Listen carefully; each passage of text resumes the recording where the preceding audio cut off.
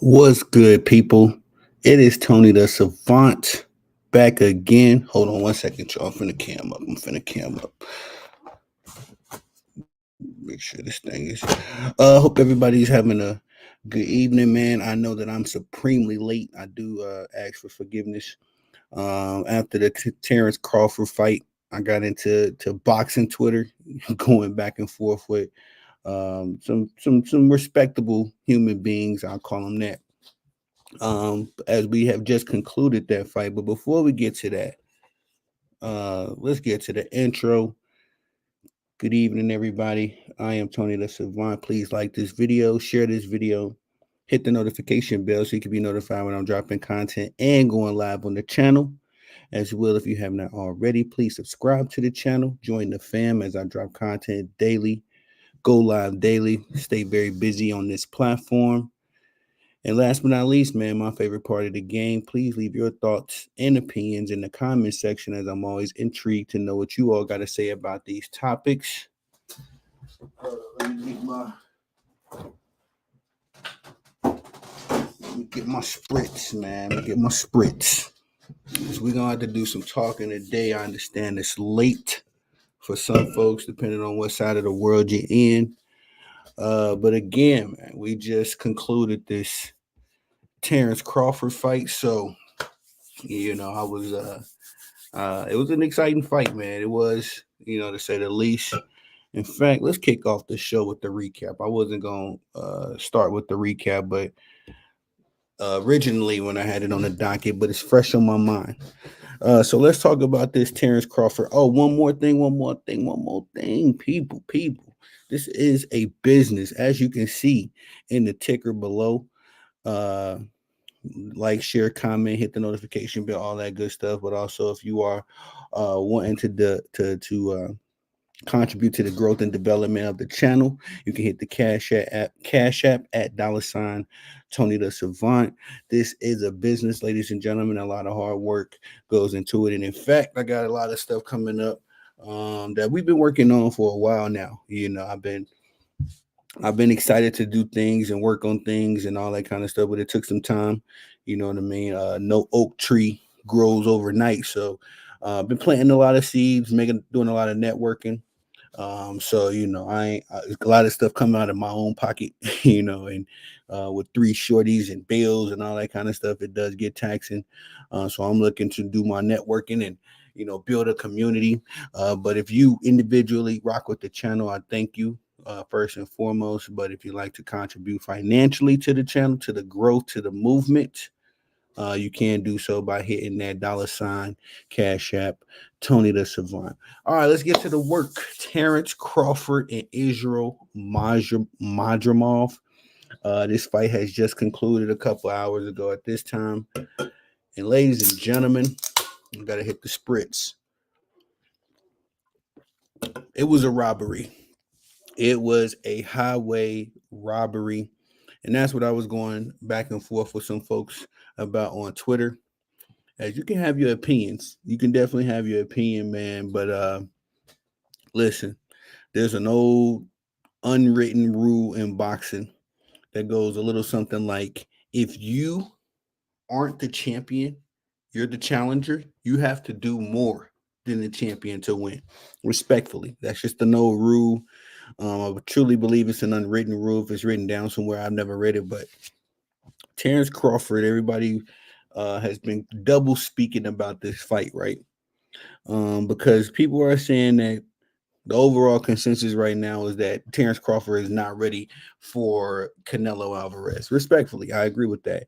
But it's also people out here that's saying that Terrence Crawford had a good fight, right, versus a guy that is far inferior than Canelo Alvarez, or I wouldn't say Errol Spence. Maybe Madrimov might be better than Errol Spence as well. What's good, people? Thank you for pulling up. But at the same time, people are kind of double speaking about this situation. I don't think Terrence Crawford looked good. In fact, I think this was the first fight that we can put the flag down and say that Terrence Crawford is no longer in his prime, ladies and gentlemen. Now I want to account for, like I said in my prediction, that Terrence Crawford is moving up. He's adding 7 pounds of muscle, which is not easy. I used to do boxing. It's not easy, one, to burn off weight, but it's definitely not easy to turn that weight into muscle. So adding 7 pounds of muscle is not adding 7 pounds of regular weight, if you will. So Terrence Crawford moved up to 154. I don't think that his speed, trend it went up with him. Skill set was there round 11 and round 12. We seen a glimpse of what Crawford is, and I respectfully say that, man, we would have got round 11 and round 12. Terrence Crawford, that fight would have been over a lot sooner. But it went the distance. Terrence Crawford gets the decision. But for me personally, and if y'all been rocking with me for a amount of time, I'm not very adept at scoring boxing matches. I got an idea how it goes, but anytime I score a boxing match, I dead ass. I gotta confess this. Anytime I sit down and try to score a boxing match, and then I compare my notes with somebody that I deem is smarter than me and knows a little bit more about the boxing than me, when I compare my cards to their cards, it very rarely looks the same. You know what I mean? I don't know if I'm watching the boxing match wrong. I don't know if I'm counting points wrong. I don't know. I'm not. I've never been good at scoring boxing matches. I can just go off the eye test. I can go off what I'm seeing. I used to be a boxer, trained a few boxers, still in the boxing network. Um, and typically when I'm saying stuff about boxing, it's an unpopular opinion at first, but then it grows legs, and then all of a sudden everybody else is saying it, because I've been saying that Terrence Crawford shouldn't fight Canelo. I don't want to see him go up there and do what Jermell Charlo did, respectfully. I'm not saying that man can't do it, but you just went the distance with a very much so inferior fighter. Um, I wouldn't say that Israel Majamov has more power than Canelo Alvarez. I wouldn't say that Majamov has more footwork than Canelo Alvarez. I wouldn't say that Majamov has better skills than Canelo Alvarez. And Terrence Crawford had a 50-50 fight with this dude. You know what I mean? And for my opinion, I feel like it was robbery. One, because if we're looking at this boxing match just from like a regular, if it was a Terrence Crawford, no champion, no straps, and Israel Majamov, no champions, no straps, I'm not mad at Terrence Crawford winning the match. This might sound a little, double speak myself. I just had to cook up this take when I was going back and forth with some clowns on boxing Twitter. If um excuse me, damn, I just kind of lost my thought. Talking crazy. But anyway, yeah, Israel Majamov is a very much so inferior fighter to Canelo Alvarez. And this fight just really displayed to me that, Terrence Crawford can really go up there and do what he want to do. I mean, he's a grown man. He controls his boxing career. But I don't think that this fight is a good um, confidence giver, if you will, to think that Terrence Crawford can be Canelo. And like I said, I've been saying for a long time now that that Terrence Crawford should not even challenge Canelo. Get off of that. Find you another way to seal your legacy. Which at this point, after this fight, I say that Terrence Crawford should solely focus on going undisputed at 154 and making that, his legacy. At this point, Terrence Crawford at 36 years old, he's not what he used to be. His body is changing naturally, so it's going to be difficult for me to believe that Terrence Crawford all of a sudden is going to look like a totally different fighter than he did tonight. Not that he looked like crap tonight, but up until the 11th round, I was questioning Terrence Crawford's strategy. One, he stayed in southpaw. Well, he started off, traditional, orthodox, and then he switched to southpaw. And for me personally, I thought that was a mistake because it seemed like Israel Majamov was a little timid that first round, that first little bit that Terrence Crawford went orthodox. But the moment Terrence Crawford went southpaw, it's like Israel Majamov's aggression went up, tenfold. Really, it was crazy. He started hitting Terrence Crawford on that right eye. And I was tweeting as I'm watching this stuff, like, okay, the first round was about, a fill out round. Second round, got a little spicier, but I gave it to Crawford. But that third round, it's like Israel Majamal found Terrence Crawford's right eye and just kept hitting it. Terrence Crawford had a lump on his eye by the seventh round. And to me personally, he just didn't look good, man. It seemed like Majamal was just doing whatever he wanted to do. Whenever he wanted to land that straight right, he did, what I mean, on that right eye. And then some left hooks too. It was just crazy. I don't understand why Bomac didn't tell Terrence Crawford. If Terrence Crawford didn't come up with it himself, I don't understand why they didn't go back traditional. But nonetheless, rounds 3 to 10, I got Majamov easy. You know what I mean? Not even a thought. It's Majamov and that's it. And then when we're talking about round 2, you could really get that to him as well. I didn't really necessarily. Round 1 was just so they were just really looking at each other the entire time. So I gave it to Crawford, but round 1 you could toss it up at that point. You could give it to Majamov just as easily as you can give it to Terrence Crawford because it's a fill out round. It's just them testing it out. I will say this: Israel Majamal, bro. I think he might be the best fighter at 154. Honestly, I don't see any other fighter in the 154 division, including Charlo. If he, he said he was coming back. I mean, all that kind of stuff. But for what? You know what I mean? You got your bag from Canelo. I can't stand the Charlos, man. Me personally, but at the same time, I don't think Jamel Charlo could be Majamov. I don't think Castano could be Majamov. Trying to think who else is at 54. I don't, you know what I mean? I don't think anybody. I don't think Terrence Crawford beat him, for reasons. But, at the same time, Majamov really impressed me with this fight. He looked much more improved than his previous fights because I've watched some of his previous fights before. And I would say that, I've said this in my prediction. I'm kind of repeating myself, but I would say when I was watching his fights initially, he displayed an amazing amount of athleticism, but not a lot of ring IQ. This fight, he displayed his athleticism, his ring IQ, his footwork, and he's a much better fighter than I anticipated him to be. So I'll be rocking with Israel Majamal from now on. You know what I mean? That's what I love about boxing. Sometimes somebody will box one of my favorite boxers, and then all of a sudden, you know what I mean? I'm rocking with you now. I'm gonna be following and rocking with Israel Majamal from now on because he really showed me something tonight with his skills. Outside of that, man, again, that 7 pounds of muscle, I think that really worked against Terrence Crawford. Unfortunately, I didn't see speed. I mean, I seen speed in spurts, but we know Terrence Crawford, man. I've said this once, I'll say it again. I said it many times. And shout out to the big homie, Marlo knows boxing and basketball because he's really the one that kind of put me up on this concept. But Terrence Crawford on the offense is lethal. You know what I mean? Almost Manny Pacquiao-ish.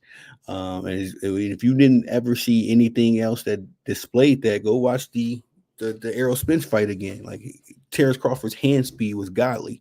So at the same time, I just truly believe that Terrence Crawford right now, man, he ain't ready for no Canelo. I don't see how people are saying this fight, he did enough to win this fight. Excuse me, I'm not saying that. I don't see how people are saying that, he's not ready for Canelo when he just displayed he's not really ready for 154. You know what I mean?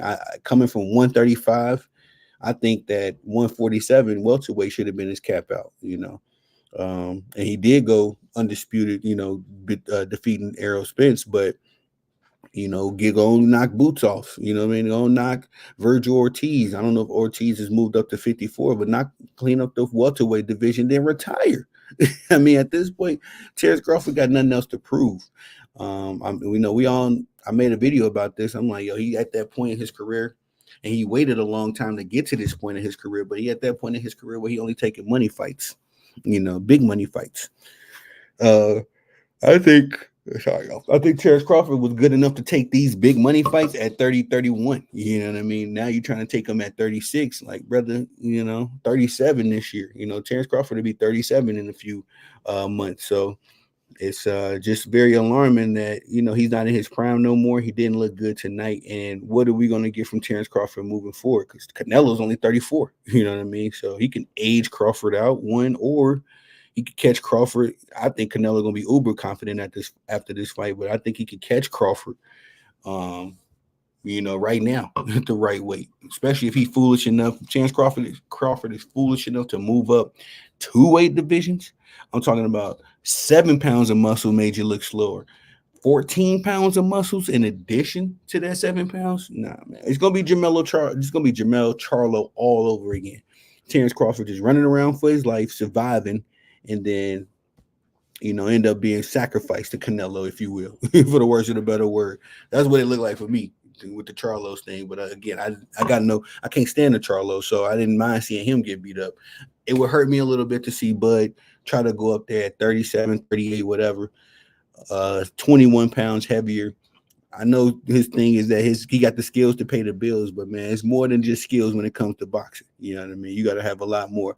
And Israel Majumov showed that tonight. He didn't have necessarily the skill, but Israel Majumov was 26 years old, 10 years younger than Terrence Bud Crawford, and that's what he used against Terrence Bud Crawford. He just used his speed, his youth, his ability. Like I say, his footwork was levels above what I thought it was.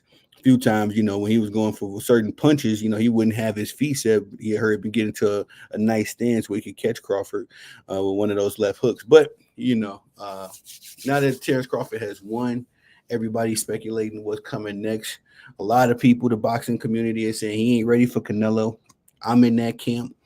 It's just going. I at this point, I just think that if Terrence Crawford gets his body used to 154, if making 147 is too tough nowadays. If you get your body used to 154, you can go to undisputed, and you may have to go, give Israel Majumov a rematch. I doubt that's going to happen, but I think Israel Majumov is entitled as a former champion, as the, most recent holder of that WBA belt. I think he's entitled to a rematch. So we'll see what happens on that one. Again, I think this was highway robbery, and I'm a Terrence Crawford guy. I rock with Terrence Crawford. He's one of my guys, but he's one of my boxers, but he didn't look good tonight. You know what I mean? It kind of reminded me of David Benavidez a couple of weeks ago when he went up to 175 and he looked like a shell of himself. I mean, y'all tell me what y'all think. You know what I mean? That's just what I'm going with on that. I think David Benavidez at 175 looked like Terrence Crawford at 154. Phenomenal boxers, but that 7 pounds of muscles will slow you down. You're not going to look the same. I can't imagine Terrence Crawford putting on more, muscle weight and then trying to go chase a Canelo or even somebody at 160. You know what I mean? But highway robbery for me. We'll see what happens next. I don't necessarily know what's going to happen as far as, Terrence Crawford going to fight Boots at 147. I doubt it. Who's his next opponent? If it's not Canelo Alvarez, then who? And I'm not saying he deserves a Canelo Alvarez by far, but we shall see. We shall see how this situation unfolds. But I guess we're gonna say shout out to Terrence Crawford for getting the decision. Again, it looked rigged and not rigged, but it looked like boxing politics was all in the mix with this.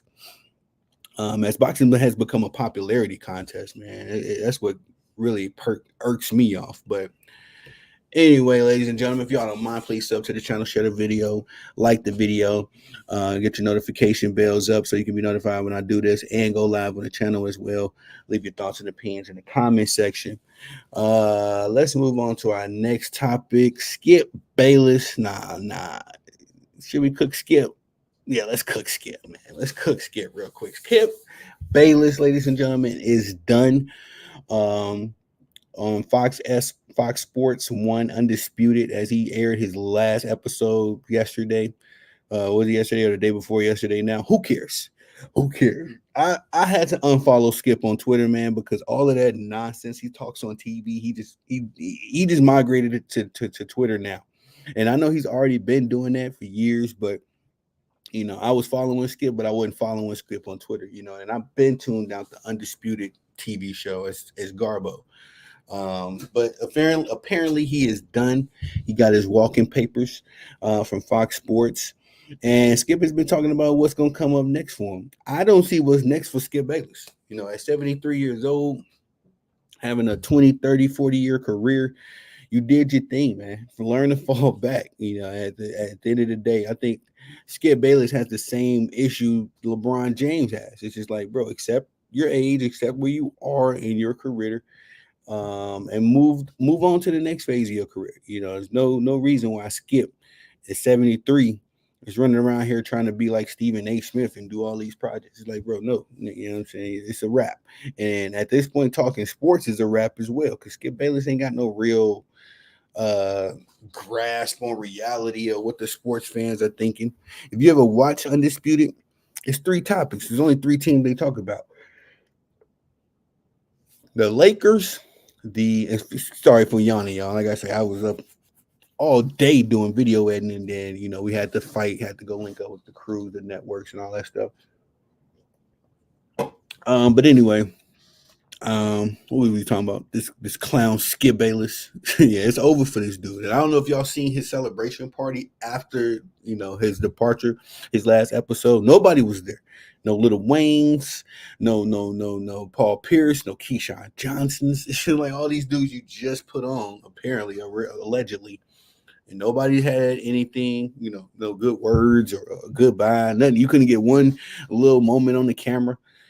No, because everybody is done with Skip. I've been off Skip, but now I'm happy to see that the sports world is coming off Skip. And this is one of those things, like I just said in the previous segment, this segment, one of those things where my take was early. I knew Skip Bayless was done 2 years ago, 3 years ago, and it was just a matter of time before his own ignorance got him out the door, respectfully, but the things that Skip Bayless has said about DeMar Hamlin, Russell Westbrook, and even his colleague Shannon Sharp that sits right across from him. Skip Bayless has taken shots at everybody for whatever reason, and I hate to see the end of an era per se, because Skip is part of my childhood growing up. Him and Stephen A. when they was on First Take, that was my cup of coffee in the morning in high school, if you will. Get up and listen to those gentlemen debate some sports. But nowadays, it's in the end of an era. I'm tired of Stephen A. I'm tired of Colin Cowherd too. And I don't know what Skip is going to do next, because his YouTube channel it's not popping. For somebody that's been on TV 50 years, it's not popping. So we'll see what happens, man. See what happens with one Skip Bayless. Again, I think he's done. I think it's a wrap. We won't see Skip Bayless on nobody's TV no more. I don't think, unless you follow him on social medias one way or the other, I don't think we have to hear him talk no more. That's my preference. But y'all tell me what y'all think about that section or that segment, because Skip Bayless is a controversial figure. I've actually had people come up on my posts, my panels, and defend him, which I got no problems with that. I have no problems with disagreement. But it's like, Skip, bro, of all people, this is who you want to hit your wagon to? No, not me. Not me at all. And y'all forgive me, man. I'm gonna try to get through this episode a little quicker, just because we got to get back up early. Get up, get the kiddos. I got a basketball camp we got to take my little man's to. So also, I'm putting together my own basketball camp. So it's going to be busy, man. We're going to be busy on this platform. I wanted to talk about this subject real quick, ladies and gentlemen, as it's gotten me into some high debates, if you will. I had another segment planned. We were going to talk about the Kansas City Chiefs.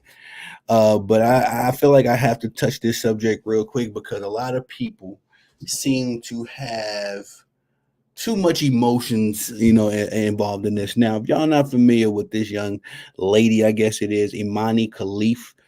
And I don't know if I'm saying her name wrong, but Imani Khalif was just in a boxing match with an Italian boxer. I covered the situation when it first happened. But she was in a boxing match with an Italian boxer by the name of Angela Carini. And y'all, I very much so implore y'all to go watch this clip of Imani Khalif and Angela Carini's bout when they faced off against one another recently. I believe it was just a couple of days ago in the Olympics. Uh, Imani Khalif put a beating on that girl, man, and not even the entire beating. It was the fight ended in what 40, 50, 46 seconds, something like that. And it was simply because Angela Carini could not withstand, or she couldn't tolerate the pain that she was feeling after one of these punches from Imani Khalif. Now, it was originally reported, and I had to show people the screenshot because apparently everybody's scrubbing the internet now. Originally, when this Imani Khalif story was reported, it was reported as a TG, which I don't know if I can say this on YouTube, but the transgender, it was reported that a TG boxer had brutally knocked out a woman boxer. That's how it was originally reported, as if Imani Khalif was male, a male. So it got everybody up in arms and outraged naturally, as this has not been an anomaly going on, and at least all I know in the United States. As we have seen multiple men, Leah Thomas probably the most notable, but what's this other one? Ann Anders, another one, like a power lip. Man, it's just nasty work. I can't understand for the life of me why any man would be comfortable competing against a woman athletically. That's just my opinion in the first place. But apparently, Imani Khalif is a woman. All right. The mainstream media cap as this young lady's dad has come out, and shown proof. I think there's been other things that said, allegedly she was a woman as well. My thing is this: that's cool. I'm gonna applaud that much because I don't want to see men fighting women. That's just disgusting. That's nasty work to me. I don't understand it. I don't mind seeing women fight women. But here's another thing: women with XY chromosomes are essentially a walking PED when you compare them to a woman with uh, XX chromosomes, which has been another excuse me, which has been another controversy surrounding this. It's like, okay, she's a woman, but she has XY chromosomes. Here's the thing, ladies and gentlemen. I was looking for the information, but I couldn't pull it up in time and in enough time for the show. But there have been women disqualified because they exorbited too much testosterone. Again, a woman that has XY chromosome is a walking PED for a woman that just only has XX chromosomes. And so my thing with, even if Imani Khalif is a woman, I'm happy to hear that, but there's still a standard and a qualification for, I don't want to say her kind, that sounds crazy, but just, a standard of what your testosterone level should be. Apparently, Imani Khalif failed a gender test as well. I don't even know what that is or how you do that. I figured a gender test was something you went through when you were first born, and the doctor told your mom that you were either a boy or a girl. But apparently, like I said, this situation is nasty work. Is discussion. I will like to put forth an apology to this young lady, if because I was a little harsh to her in my initial reactions. But again, this is not an anomaly. We have had multiple situations, scenarios, and cases of male athletes joining into women spaces in the athletic realm and not only dominating but injuring women. Um, and the clips are all over the internet, man. Y'all think I'm capping? Go look at the young lady, the high school girl that was in volleyball, faced up against a TG, and that TG hit the ball so hard it hit her in the face, ruined her career, her mobility, her speech ability is all ruined because a TG was competing amongst girls. And as a man with daughters, I'm gonna be all over this situation. You know what I mean? I can't afford for my daughters to be subject to this kind of abuse. And I promise you, I'm gonna say this right now as a disclaimer: if I see my daughters having to face up against a quote unquote biological male, I'm jumping on the court, field, track, whatever they decide to do, and I'm racing as well. We're in this thing together. And my wife has already, kind of told me to uh you know, chill, I guess you could say, but I'm like, nah, ain't gonna be no way I can chill if my baby girls line up to do a relay race and then some boy with as much testosterone running through his body as I do dusting my baby girl. Nah, we're not doing that. And I think the only way this situation stops, or I'll say it's two ways for this situation to stop males competing in women's sports, is either we get women to start shunning these individuals and really standing up for themselves, or we get men to stand up for the women, which is the natural way anyway. You need good men to stand up for the women. But apparently, Imani Khalif is not a male. The mainstream media reported, otherwise, and it really brings into question what the heck is Len Yun Ting, the I guess the other TG that's boxing. That's why I say when they reported about these individuals, they said TG. So that's why everybody got up in arms.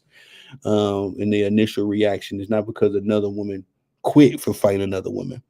Um, but me personally, I truly believe that okay, you can have these abnormalities and all that kind of stuff. There's a precedent already. The IOC, whoever does the testing and all that stuff, they've already disqualified women that had high levels of testosterone, or overly high level, elevated, I should say, levels of testosterone. They've been eliminated from competition. So why is this being allowed? So it's not as if people found out she was a woman and it just was the cure all to the situation. No, uh, literally, what I mean. It's still some science that has to be addressed and all that kind of stuff when dealing with this situation. Um, just got a lot to say about it. That's just I'm gonna kind of leave it on that one because a lot of people are coming at me. But yes, ladies and gentlemen, I'm gonna clip this up for everybody out there. Imani Khalif, if she still is a woman, congratulations. You got my love and support. But there is still a standard in place that women have to go through. Well, excuse me, Olympic athletes have to go through testing, and Imani Khalif was banned from the IBA and from New Delhi last season for failing a gender and a testosterone test. This season, or this Olympic tournament, I don't believe she was tested at all. At least not for one or the other. So it's just weird work, and it just kind of raised more eyebrows as to why aren't these individuals being tested when everybody else is, and why, and she already has a checkered history. How does she get into the Olympics? So it's just a bit much for me. Me personally, I'm coming at this situation not from anger or emotions or anything like that. I have daughters, man. And so if they're subject to this situation, I'm stepping in. Don't get it twisted. I'm training my son right now to be their permanent bodyguard.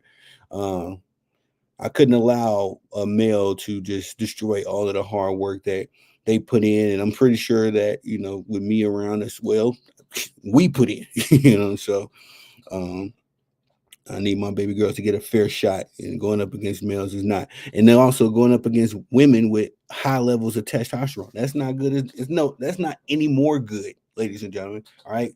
Essentially, Imani Khalif is a walking PED for women that have normal XX chromosomes. If Imani Khalif has XY chromosomes, she's going to have an elevated level of testosterone, of course, and then she's going to have more bone density, muscle mass. There's a lot more that goes into this situation that people are just ironing over because they want to be overly emotional, and it's not. It don't work like that. Definitely don't work like that with me.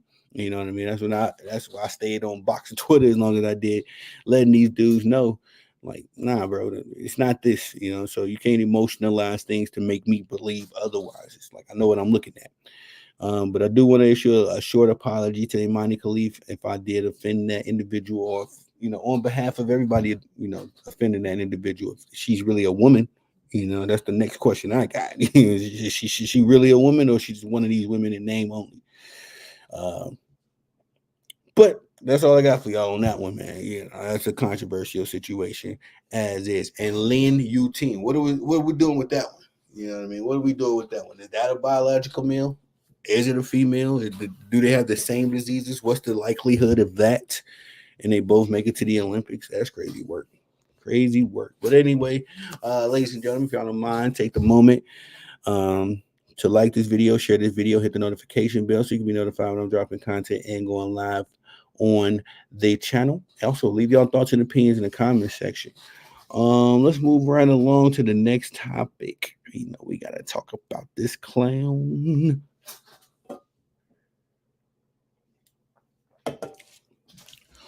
I'm gonna do this topic and we're gonna end it real quick because I gotta get to the bed. I'm not even sleepy, y'all. I stayed up way past what I intended to do with this boxing stuff, and it's always like this. After every big fight, man, I'm always in the mix. Up too late. So okay, what's this? Because this was the title topic of the video. If you've seen my Facebook reel, my flyer, if you will, my online flyer flying around, you've seen this title. And it wasn't any clickbait or anything, ladies and gentlemen. I'm just embracing it. I'm just embracing it. I don't care what you bronze sexuals got to say about it no more. I'm embracing it. And this is, we are. Sorry, we are. The third Olympic game, excuse me, just happened earlier today. So I want to shoot LeBron a little bill. This is strictly securing the first two games, and I did really want to cover the third game in the sense of adding it on to this take, if you will. But the first two games were atrocious, and I don't think that anyone a high level player could play with LeBron James. LeBron needs to play with five other role players because what happens with LeBron James is that whatever you do good, whatever your specialty is, give it up, brother. You know what I mean? This man's gonna take the ball, he's gonna hold the ball, he's gonna stop the offense from doing what he's gotta do. And it's nasty work. I personally just feel like LeBron James shouldn't even been on Team USA. You know what I mean? He's holding them up, he's holding them back. The defense is trash when he's out there. And I know I'm doing a lot of LeBron James trash, but it's rightfully so. It's rightfully so. And I'm not the only person that feels this way. As I'm doing something a little different, ladies and gentlemen, I'm gonna mix it up a little bit, mix my bag up a little bit. I got a special guest. No, not actually on the panel, but a special guest, Miss Dominique Alexandria. Make sure. Oh, Alexander, excuse me. Dominique Alexander of Sports T. Y'all go check her channel out. She's one of my favorite analysts right now, man. I found her on my favorite sports platform right now, the Man Down Sports. Shout out to the panel over there. Shout out to Mel, the big homie, the big bro, Zoe, Jay, Chris, the whole gang over there, man. I really rock with that channel. That's my number one source of content consumption. But Dominique was cooking on a particular topic on this LeBron James situation. And she said this with a caller, you know what I mean, on the Man Down episode. She embraced it. I kind of used her quote for the title of this video. Excuse me, because it's time to just embrace it, man. You know what I mean? I'm a LeBron James hater. Now, what I'm gonna say this real quick, I don't hate LeBron James. In fact, I don't hate anybody. If your name ain't the devil, you know what I mean? I don't really have any energy to channel towards you in the sense of being angry or hating you, right? But as a sports analyst, as an athlete myself, I know what I'm watching. You know what I mean? I know the goods. I know when I'm watching good. I know when I'm watching great, and I damn for sure know when I'm watching bad. So me personally, I just feel like LeBron is in the wrong role. But LeBron James has always been in the wrong role.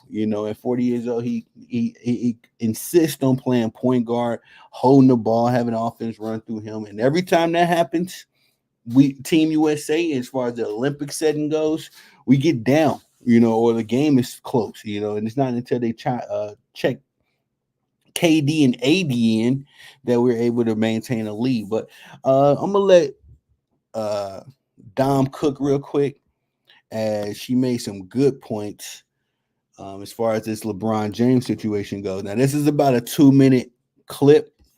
Let me cam out real quick. So y'all just listen and tell me what y'all think about what Dominique had to say about one LeBron James.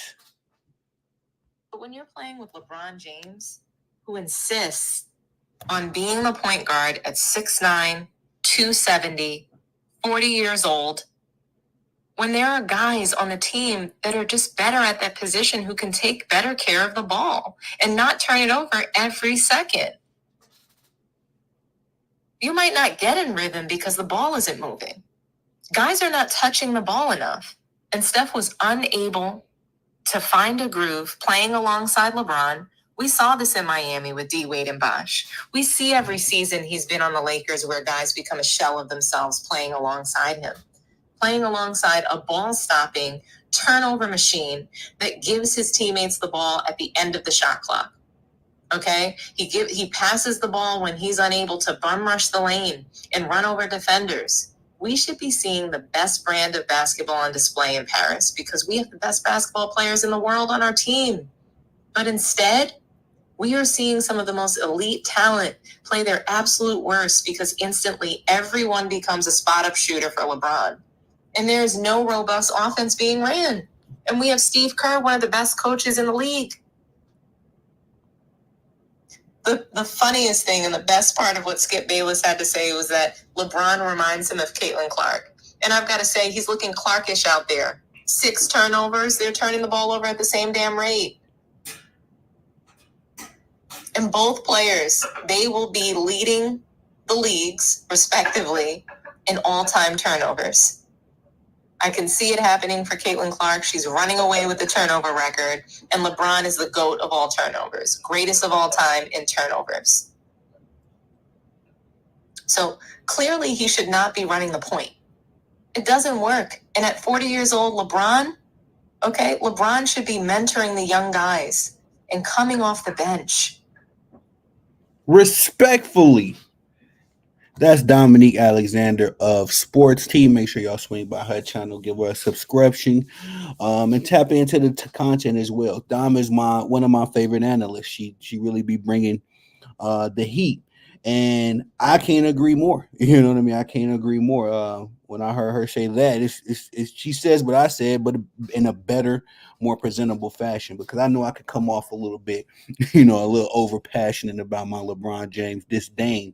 But again, shout out to Don for explaining that perfectly, because that's what it is, man. At 40 years old, what is this dude doing? You know what I mean? It's to my understanding that he has some documentary going on, some kind of Last Dance documentary going on. So he's really trying to insert himself into the offense. And every time that happens, again, we're down damn 10 points to a Serbia. You know what I mean? Or we're in a tie game with Puerto Rico, a team that ain't won nothing. You know what I mean? So like I said, shout out to Dom. You know what I mean? I gotta embrace it. I'm a LeBron James hater, and I'm gonna be singing this kind of song for quite some time.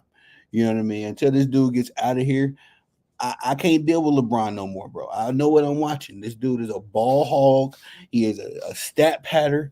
He's Listen, ladies and gentlemen, at 40 years old. Now today, let me throw this out there just as a disclaimer. Today, LeBron James was okay. Today, this morning anyway, we faced off against Puerto Rico.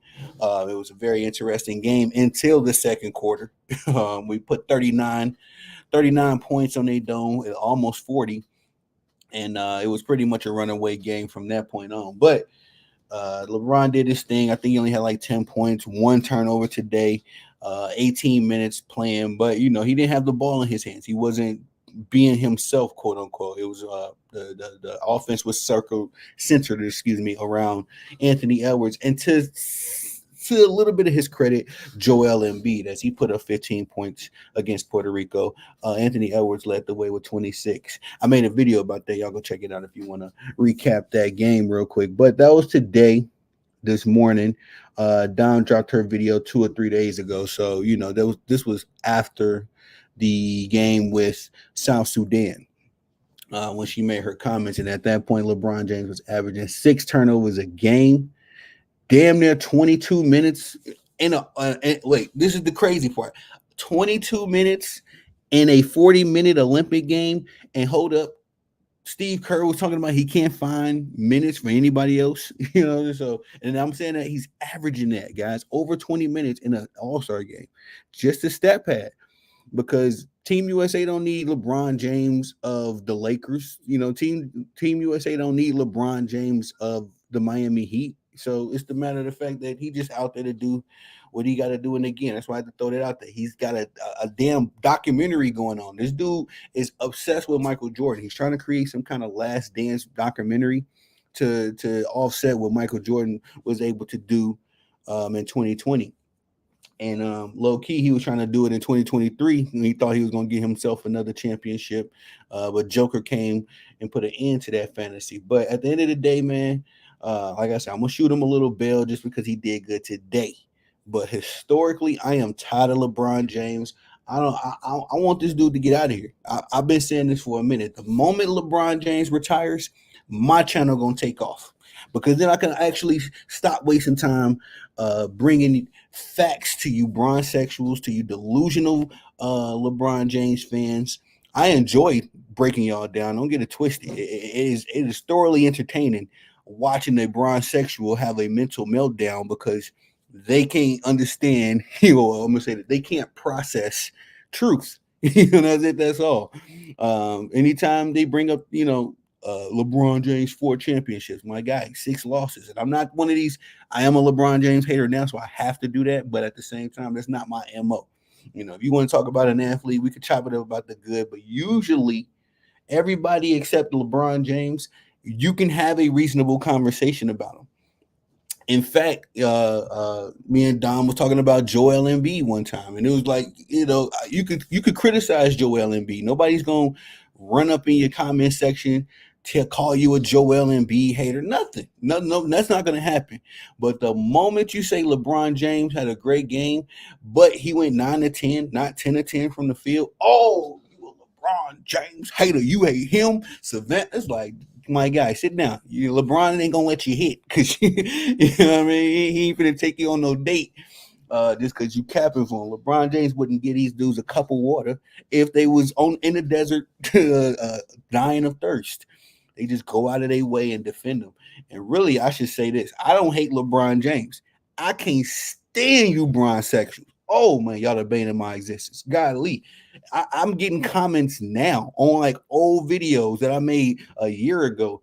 Bronzexuals still running up the comments. Hey, shout out to y'all, really low key. But at the same time, it's like, bro, y'all running up the comments with all this banter that I'll never read or respond to.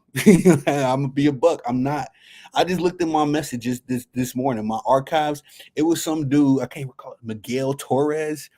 Mans was so mad, you know what I mean? He not on my friend list, not on none of like that. I gotta like accept his friend request and his message request. Mans was in my DM, bro, with a 3-page paper talking about how much he loved LeBron James. Essentially, if you break down what he was saying, all he was doing was confessing his very sus love and infatuation with LeBron James. So yeah, as much as LeBron himself get on my nerve, I don't hate the man. You know what I mean? I don't think about LeBron James the moment the game's over. I don't think about LeBron James at all. But the moment the game's over, here come the bronzexuals with the cap, with the memes. You know what I mean? Like that game, the first game was such nasty work because Kevin Durant clearly came out the bench and led us to a victory versus Serbia with 23 big points. But LeBron James happened to put up 21 points on one 3-point, on one jump shot, ladies and gentlemen. He was like, damn, I can't remember that game. I can't remember. I ain't gonna try to stop the show. But anyway, he had a bunch. He was 9 of 13. 9 of 13 that first game. I love how my brain work. I love the numbers. But he was 9 of 13 that first game. Only one 3-pointer, y'all. So a bunch 8 layups. You know what I mean? Like this dude ain't got no bag. It's very it's not aesthetically pleasing watching him play the basketball game. And would y'all believe now it's gonna sound like some Uber hater stuff, but I had to bring these facts out. LeBron James has a skills training video for what? LeBron, look on the video game. It's so funny. Uh, he's doing this basic ass move and he's trying to explain it as if it's complex, right? He's doing some goofy move that don't even work. In the skills training video, the dude guard LeBron James perfectly. It's like, no, in the skills training video, you're supposed to tell the dude, the mock, the fake defender, hey man, you know what I'm saying? Chill out. This dude, LeBron James, was giving his skills. His tutorial did the stupid move, and the dude that's supposed to be playing fake defense and allow LeBron James to shoot a shot was able to time the shot perfectly. Now he ain't block it and nothing like that. That would have been crazy. But LeBron James, you know what I'm saying? He got these simple ass moves that, you know what I mean, I ain't gonna hold you. My 5-year-old son could do. Me and him be out there working on the court. He can do everything LeBron James can do because it's not hard. It's not. It's the same top of the key, bum rushing to the rim, like Dom said. And if he can't do that, he gonna throw you the ball at the last second. And if you don't hit the shot, you look like a criminal. You know what I'm saying? J.R. Smith um, was high level. Was a high. Well, I ain't gonna say high level, but J.R. Smith was a him. You know what I mean? J.R. Smith in his day on Denver and with the Knicks, you couldn't tell J.R. You couldn't tell nobody about J.R. Smith because he was nice. You know what I mean? The moment he got with LeBron James, all of a sudden, you know what I mean? He can't play basketball. He looked like an idiot. And that's how Joel Embiid looks like right now. Everybody in the media is talking about how bad Joel Embiid is and how bad he looks. It's like, who can play with LeBron James? If my game is predicated on me posting up, and this is why, you know, LeBron James can't play with a great center. What AD is not a great center. AD is a damn 7-foot guard. You know what I mean? But in the same time, him and AD can play together because AD is not a traditional big. He's not going to just sit in the paint. I don't want to say just sit, but he's not going to play the traditional big man role like Joel Embiid does. And when you play the traditional big man role, you're going to have defenders in the paint. And guess what that does for LeBron James? That does not allow him to bum rush to the rim. That's why he's never been able to play with a good center. He could even play with a washed up Shaquille O'Neal. So what are you gonna do with a legitimate, center that actually needs the basketball and actually can be productive? Shout out to Dom once more. If you play with LeBron James, you just a spot up shooter, man. You know what I mean? Whatever you was doing last year that made you look great, that displayed your skill set, it ain't coming around here on LeBron James. And if that y'all don't believe me, just look at Steph Curry. We Steph Curry be having slumps, but damn, bro, this is the Olympics. Like, ain't nobody in the Olympics can guard Steph Curry. You can't convince me. If nobody in the NBA can hold this man to less than 20 points, ain't nobody in the Olympics gonna hold Steph Curry to less than 20 points. But the only reason why Steph looks crazy is because he can't get into the rhythm. Why? Because the 40-year-old point guard, right, that's averaging after today anyway, he's about at five and a half turnovers. So wait. It's just under 5 turnovers. I remember looking at. I can't remember. It was 4 something. But the guy that's averaging 4 turnovers in a playoff, I mean, in an Olympic setting, you know what I mean, doesn't allow anybody else to cook. Jason Tatum looked average. Jason Tatum just won a championship, and not that he looked crazy, elite in the championship run. Uh, Jason Tatum didn't look like this, not like he just don't know how to play basketball at all, all of a sudden. So it's really crazy to see. And like I say, man, I'm done with LeBron James at this point. Every time I turn on oh man, and I really got off of ESPN, Fox, all those mainstream, lamestream ass network. I got off of them so long ago.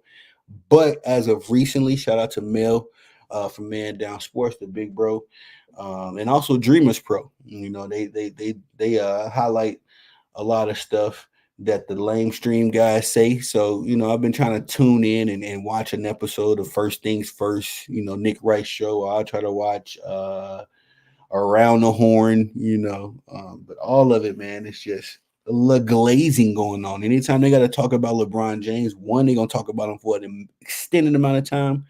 And two, it's just glazing. It's like, damn, bro.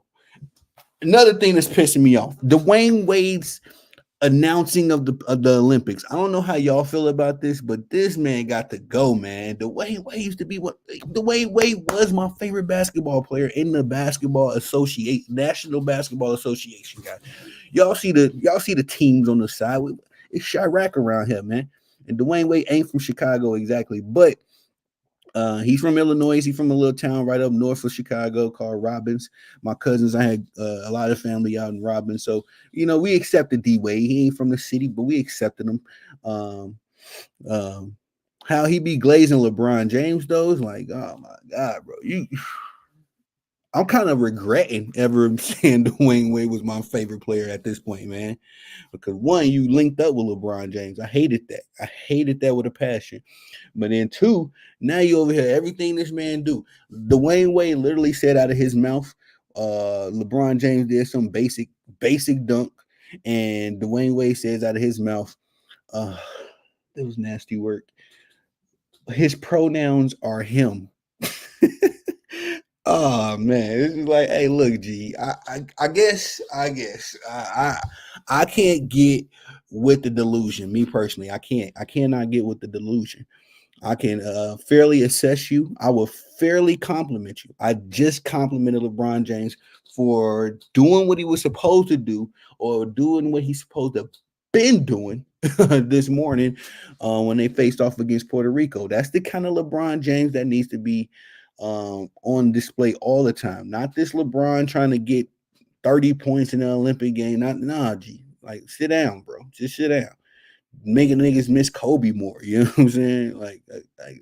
I miss Kobe just because Kobe used to check LeBron every turn of the way. Even before Kobe, passed away, he checked LeBron, talking about, you don't need all this help, bro. If you supposed to be the GOAT, you supposed to be the guy.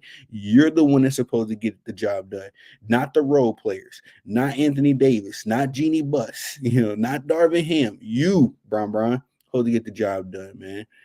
But I just had to get that off my chest. You know what I mean? I'm a little day or two late on flaming up Bron. But this kind of leads us right into the next segment. The Olympic refs need to be pink slipped immediately, man. I'm gonna say this, bro. Team USA is the heavy favorite to win the gold medal, right? Do we necessarily need friendly whistles, tic tac fouls, all this nonsense to win the basketball game? To that, I say no. And so I don't understand why today against Puerto Rico, we shot 20 free throws. Puerto Rico shot 6. I think that's cap. I think it's so much cap to do with that, because you can't tell me most of these dudes, I mean, they all shoot threes to a nauseum. But anytime you drive to the rim, you ain't getting the foul, man. You know what I mean? LeBron James played against South Sudan. Carlick Jones was doing his thing. He wasn't exactly as explosive as he was in the exhibition game, but he was doing his thing. And LeBron James had no fouls, but I seen the man fouling and charging and running over people. It's like, what are the refs, man? What are the refs? What do y'all fly these referees in from the NBA? Because we all know the NBA refs are disgusting. That's nasty work. But now these Olympic refs, man, they just as bad, and it's just as annoying watching them call all these ticky tack fouls, right, to give Team USA more of an advantage. Again, we don't need it.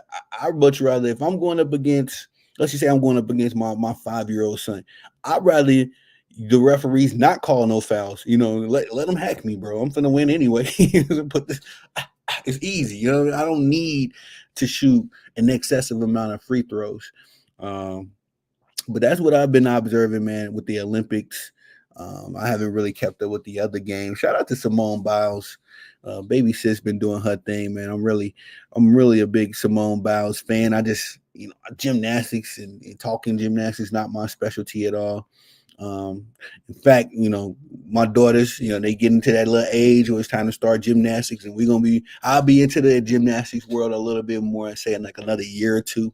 I still got little baby girls, but once they get a little older and they start doing their thing, yeah, we're gonna watch some Aunt Simone Biles highlights. If she still ain't doing her thing, 4 years from now, I'm sure she will be. But just really quick, I just want to say shout out to Simone Biles, man. She's already been doing her thing.